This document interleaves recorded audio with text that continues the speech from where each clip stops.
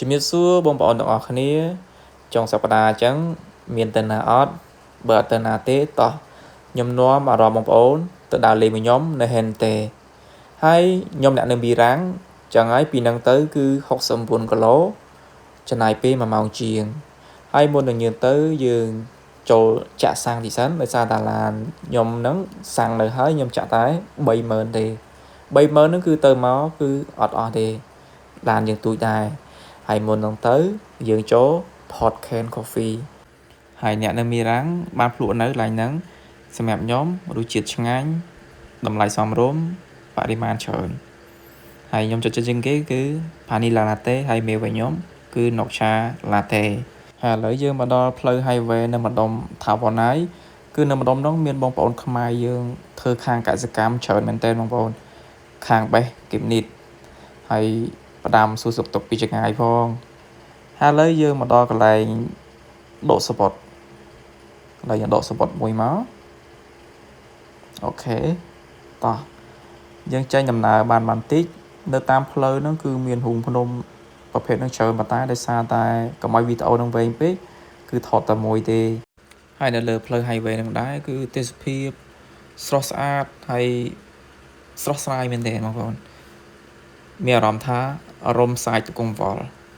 ហើយយើងជិះបានប្រហែលជាកន្លះម៉ោងយើងមកដល់កន្លែងច្រកចេញដេដងហ្នឹងគឺពីនោះមកដល់នេះគឺចំណាយអស់តា1950ទេដោយសារតាឡានយើងទូចគេបញ្ចុះតម្លៃ 50% ហើយឥឡូវយើងមកដល់ទឹកដីហេនទេហើយគឺស្ទះមែនតែនហើយមេរបស់ខ្ញុំនេះគឺលក់ស្អាតតាំងពីមីរាំងមកដល់ហេនទេហើយឥឡូវយើងមកដល់ហើយគឺយើងតម្លាក់អីវ៉ាន់យើងចុះសិនហើយអីវ៉ាន់យើងអត់ច្រើនទេគឺគោលដៅមកហែទឹកសមុទ្រលេងទេហើយឥឡូវយើងមកដល់មាត់សមុទ្រហើយបងប្អូនអាកាសធាតុថ្ងៃហ្នឹងគឺអត់ក្តៅទេគឺមេឃស្ទុំគឺអំណោយផលមែនតែនហើយខ្ញុំមានរឿងមួយចង់ប្រាប់បងប្អូនខ្ញុំតាំងពីកើតមកអត់ដែលហែទឹកសមុទ្រទេហើយធ្លាប់ទៅឮគេថាទឹកសមុទ្រហ្នឹងប្រៃគឺអត់ដែលភ្លក់ទេបងប្អូនហើយមកដល់កន្លែងនេះគឺខ្ញុំចាប់ផ្ដើមបោះទីតាំងដោយសារតែអត់ជួលកន្លែងគេទេយើងដាក់សម្ភារៈដាក់តុដាក់កៅអីមករកទីតាំងហើយយើងបោះខ្លួនឯងដូចឆាត់ខាងក្រោយខ្ញុំហ្នឹងអញ្ចឹងដូចឆាត់ខាងនេះឆាត់ខៀវអញ្ចឹងគឺគាត់ចូលឆាត់ពីផ្ទះបើបងប្អូនមានឆាត់បែបហ្នឹងគឺល្អហើយសម្រាប់ខ្ញុំអត់មានទេខ្ញុំមានតែឆាត់បាំងភ្លៀងឆាត់ស្ទូភ្លៀងយកមកបាំងឲ្យវ៉ាន់យើងតែប៉ុណ្្នឹងទៅហើយតុកយើងអង្គុយហាលវាទៅដោយសារតែអត់សូវក្តៅប៉ុន្មានទេហើយមនុស្សច្រើនមែនតើនៅខាងនោះប៉ុន្តែខ្ញុំអត់ទៅលេងទេខាងនោះខ្ញុំលេងនៅខាងជាខាងនេះវិញហើយឥឡូវខ្ញុំចាប់ផ្ដើមចុះទឹកហើយក្នុងអារម្មណ៍ពិតជារំភើបថាអូទឹកសមុទ្រហ្នឹងមិនដែរឥឡូវបានប៉ះហើយទឹកសមុទ្រហ្នឹងហើយទីទៀតភ្លក់វាលេងមើលចង់ដឹងថាវាប្រៃមែនអត់ឥឡូវយើងចូលហើយគឺអលោកបកហើយខាងនោះមនុស្សច្រើនខាងនេះគឺអត់តន់សូវមានមនុស្សប៉ុន្មានទេគឺជាឱកាសរបស់ខ្ញុំហើយលេងហើយពីអ្នកមេរបស់ខ្ញុំហ្នឹងហែលផងលោតផងជាមួយទឹកអាឡូកហ្នឹងដោយសារតែយើងធ្លាប់លេងទឹកបឹងទឹកតាពាំងទឹកអីហ្នឹងវាអត់មានអាឡូកអញ្ចឹងបងប្អូនអញ្ចឹងវាមានអារម្មណ៍ថាសុវ័យហើយបន្ទាប់ពីយើងលេងបាន1ម៉ោងជាងយើងក៏ឡើងមកលើវិញហើយយើងញ៉ាំភេសជ្ជៈតិចតួចអញ្ចឹងទៅក៏យើងទៅងូតទឹក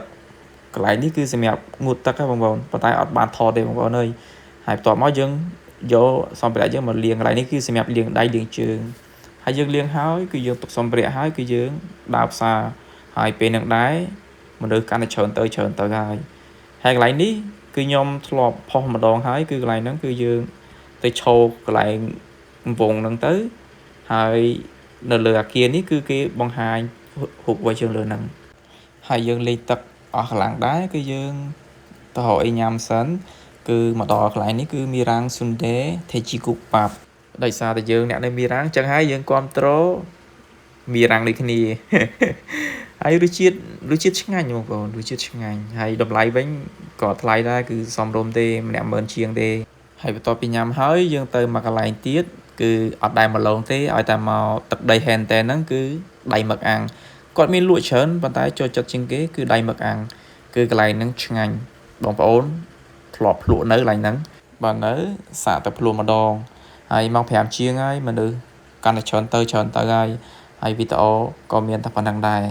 ខ្ញុំរៀបចំទៅផ្ទះវិញហើយថ្ងៃនេះបានបបពិសោធន៍ថ្មីហើយទឹកសមុទ្រ នឹងភ្លក់ទឹកសមុទ្រ អរគុណបងប្អូនទាំងអស់គ្នាបាយបាយ